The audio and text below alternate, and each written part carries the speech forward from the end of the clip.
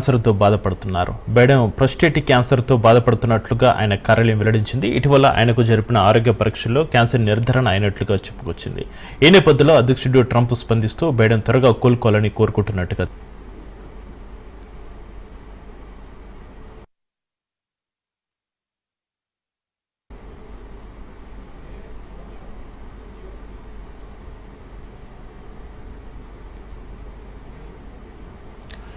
America మాజీ అధ్యక్షుడు Joe Biden prostatic క్యాన్సర్తో బాధపడుతున్నారు. ఇటీవల బైడెన్కు లక్షణాలు కనిపించడంతో పరీక్షలు నిర్వహించగా ఆయన ప్రోస్టేట్లో చిన్న కణితి ఏర్పడినట్లుగా గుర్తించారు. దీంతో పరీక్షలో క్యాన్సర్ నిర్ధారణ అయింది.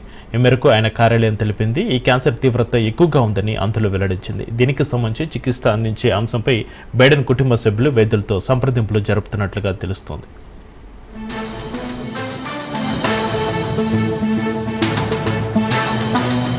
క్యాన్సర్ నిర్ధారణ కావడంపై ప్రస్తుత అధ్యక్షుడు డొనాల్డ్ ట్రంప్ స్పందించారు. ఈ సందర్భంగా ట్రంప్ జో బైడెన్కు క్యాన్సర్ నిర్ధారణ కావడం దురదృష్టకరమన్నారు. ఈ విషయం తెలిసి తాను మెలేనియా చాలా బాధపడ్డామని, ఆయన త్వరగా కోలుకోవాలని కోరుకుంటున్నా అన్నారు.